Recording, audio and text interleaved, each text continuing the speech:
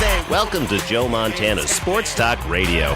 I'm Joe Montana, and with us we have a couple special Sports Talk guests. Who do we have in the studio with us now?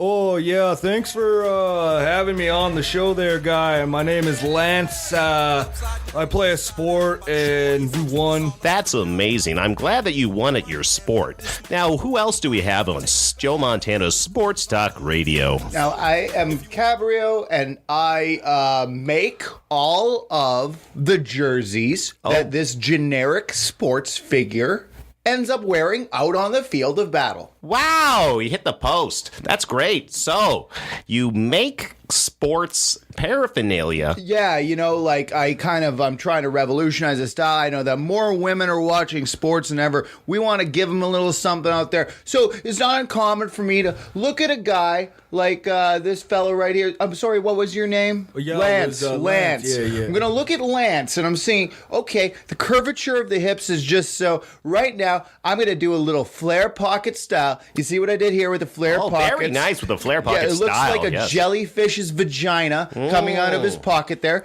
Didn't know what that looked like, but now I do. Right there in the pockets. Okay, so jellyfish vag pockets. We're going to cut this jersey off at the knee. I'm going to take two nails. I'm going to drive them into the kneecaps. That's going to give him a real chunky knee look. It's really got to go with that chunky knee. It's a great thing to see out there on the field, man. And then I'm looking at his face, and he's got this like whole sports I don't care thing. So that's why I did the skull and crossbones all through the stitching around. And again, that's a chunky neck. I'm glad you noticed that. The apathetic sports I don't care about the rest of the world face that Lance obviously has because he's so good at sports. I mean, we're talking, if he's playing football, this guy, I mean, like I'm looking at, he's going to play, 120 games. Sure, yeah. Of course, and that's a lot of games, I think, in terms of a football player to play.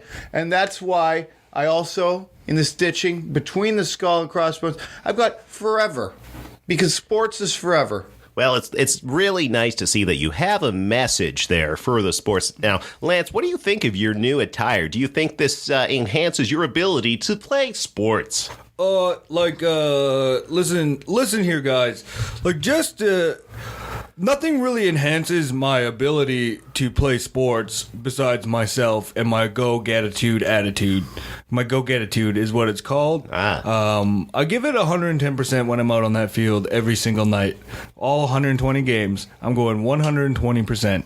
Did I say 110% the first time? Yeah, that was a lie. I'm going 120%. Wow, I'm going 130% in this interview, guys. That's amazing. I can't even tell. The record of percentage that Lance can commit to an interview, let alone on the field, but in the studio right now in front of us. I wish you at home could see this, folks. I wish this was a televised interview because the amazing go-get-attitude, as he said. The go-get-attitude. Is astounding. And now I'm wondering what our designer here kind of, as a sports announcer, should I have more of a popped collar or some cuffs? I'm kind of wondering what style choice I could have on the radio. I'm glad you asked that. Okay, now what we're going to do is we're going to extend your arm right now, and now I'm wrapping around it a dead boa constrictor. And that's just kind of there. That's interesting. It's got a natural argyle design and the patterns in its scales. So this boa constrictor is really going to make the arm pop. And as an announcer, you want your arms to pop. Sometimes people go, where is the announcer? Where is he? Then they look up to the press box, and guess what? They might not always see the whole announcer. What they're going to see is his sleeves hanging over the side of the booth. That's why I always accessorize with snakes on arms of announcers. So longer arms so I can dangle from the press box while sports are going on so people can look up, see me, and be like, that's the voice I'm hearing. Those are the arms of a real sportscaster. No, I'm going to stop you right there, Joe Montana. You don't want to actually use your arms to dangle precariously out of the press box above a sizable fall. Right. That might result in a sizable fall. Now, what I would advise is you keep that snake around your arm at all times, get that diamond pattern going, and also never wear pants. Really? Yeah, man, you get in there. It's a real commanding thing for you to do. You know, you're in there. You never wearing pants. The other guy's wearing pants. But you know what? You're not wearing pants. Less pants, more dance, I guess. Lance, let's ask you about pants and other things. Mainly sports, though, because I know you don't really, have much else in your life. Is there anything else in your life besides sports? Listen there, Joe. There's not much. You know what? To be honest, I go out, I hit the field about 30 times a day just to warm up before a game, and then I give 120% each time in warm up, and then once I get out onto the field, I'm going 130, maybe 140% each time, each play, and then when I get off the field, hopefully some young lady in the stand noticed how great I looked. Oh, of course. In this uniform that was created by my close personal friend here, who I don't have a lot of time for, evidently, because I'm just so busy playing sports all the time and with the women. And I don't even know why this guy is here and being my friend, but I appreciate him. Yeah. Well, let's ask him. Why would you be friends with some sports player like Lance, who doesn't really have time for friends nor appreciates the generosity and lovingness that you give him? Right. No, it's a very valid question. You know, as a designer, I'm always faced with these kind of challenges, and all I can respond is eventually I want to weld this guy inside of a metal box, and I want to push it off the side of a cargo ship into the ocean.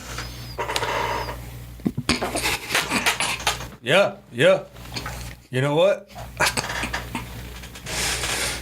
I could probably survive that. I was like, I would totally give it like 150% to get out of that box. You never know. Was that okay? I don't know if you're being serious about the box or not, but that is an interesting. You know what? He's gonna get in there. He's gonna give 150% while he's wearing the box, and he's gonna get out of the box. And he's going to be swimming through the ocean. Right. With his jersey sleeves that look like jellyfish vaginas. Oh, I remember that, yes. That's right, and it's all coming around, okay? He's going to befriend a crab that has maybe some reggae thing going on. He's going to sing him a song about how it's better where it is wetter. He's going to have a lot of mystical adventures. I don't know. It's going to be it's a really cool experience to be able to conceptualize these garments. It would be exciting to see him to go from the box to the 45-yard line is what I'm interested in seeing, and still wearing the jellyfish vagina clothing. Well, John, I'm glad you said that, because what we were just doing is we were actually pitching what my new commercial is going to look like for my new vitamin waters that I'm coming out with exclusively. They're called Lance Vitamins. It's got all the vitamins you need in one convenient bottle of water, and the bottle of water is actually going to be designed by Cabreal. So, where could we go wrong? I've got some great ideas for the design of the bottle of water for Lance Vitamins. Hear me out. We take what a bottle of bleach looks like. We fill it full of vitamin water. Then we take normal bottles of bleach that exist. We take the bleach product. We actually buy all providers of bleach, and we switch that label to say, kids, drink this. Oh my goodness. So I'm just wondering, from a sportscaster's perspective, who uses bleach sometimes on his clothing and his hair. Okay, you got to get that look. But I'm just wondering, so if you buy all the bleach and label it, kids drink this. Right. And you have a drink that looks like it's bleach. I'm just wondering, are people going to buy bleach thinking it's your drink? or are they going to buy your drink thinking it's bleach? Because I'm just a little out on the left field here near the warning track. Well, the thing is that they might try both. But at the end of the day, they're going to drink the bleach. And you say that wasn't very good. Let's go to the other one. Is my rationale. That's true. You can't have a drink worse than bleach. That's called marketing. Yeah. That's what we call safe marketing.